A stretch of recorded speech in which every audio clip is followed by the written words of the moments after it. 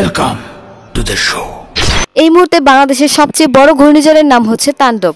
রায়হান রাফি পরিচালিত মেগাস্টারের এই সিনেমা নিয়ে সোশ্যাল মিডিয়ায় জল্পনা কল্পনার শেষ নেই। প্রতিদিন একের পর এক এমন আপডেট আসছে যা দর্শকের মাথা ঘুরিয়ে দেওয়ার মতো অবস্থা। এছাড়াও সম্প্রতি অন্তর্জালে মুক্তি পেয়েছে এই সিনেমার 1 মিনিট 40 সেকেন্ডের টিজার, যা প্রকাশ্যে আসার পর সাকিবিয়ান থেকে শুরু করে আমজনতা পর্যন্ত ব্যাপক উন্মাদনার কাজ করছে তাণ্ডব নিয়ে। তবে মারদাঙ্গা রূপে শাকিব খানকে দেখা গেলেও দেখা যায়নি এই সিনেমার মাফিয়া ভিলেনদের। কিন্তু এইবার ইনসাইড নিউজ নিয়ে জানা গেল এই সিনেমায় ভয়ঙ্কর ভিলেন রূপে হাজির হবে দেশের জনপ্রিয় তারকারা।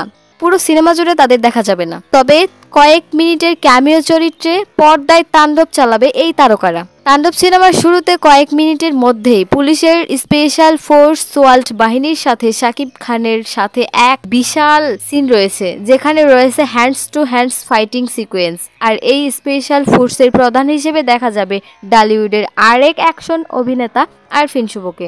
তবে সিনেমার একদম শেষের দিকে মেইন ভিলেন হিসেবে তাণ্ডব চালাবে বস আরফান নিশু, এবং খান সাহেবের সাথে নিশুর এই রক্তে মাখা নীলা খেলা দেখার মাধ্যমেই তাণ্ডব সিনেমার সমাপ্তি ঘটবে।